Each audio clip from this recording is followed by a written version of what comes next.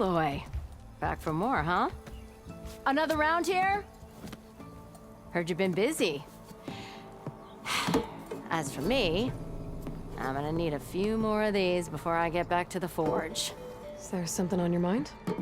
Well, things aren't as bad since you got this place running again. But we still got Olvin grating the gears about his concession decree. If you don't put that down, I'll come over there and show you how that game ends. Anyway, right now, I'm just worried about those refugees out from Sunfall. To come all this way enduring Forge knows what. Yeah, I saw. They won't let anyone up the old trailhead southwest of here. And therein lies the problem. A Stormbird crashed up on the cliffs last week, and Talon Cleanbrokers had his eye on the salvage ever since. But the refugees have barred entrance.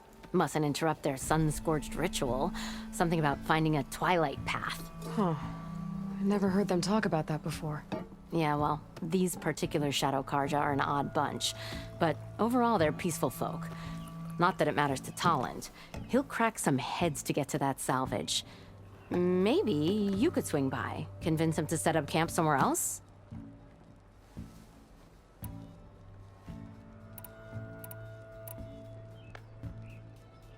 What else can you tell me about the Shadow Karja refugees?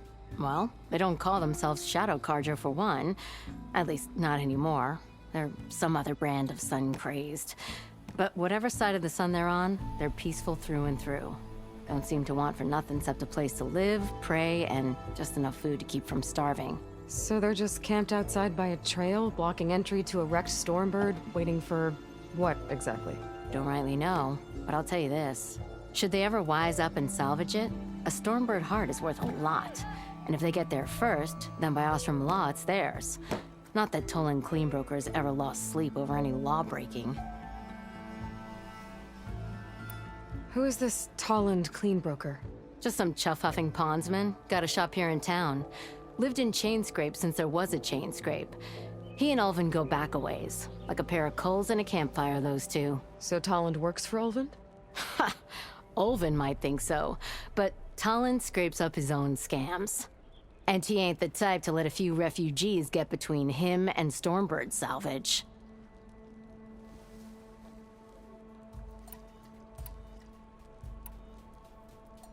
So the bristlebacks in the Daunt. You're a pig. Blasted things, those bristlebacks. They just showed up one day, rampaging around the valley like they exploded out of a forge. Lost some good people. But bless the bellows, you cleared them out and got this place working again. That put a dent in Ulvin's plans.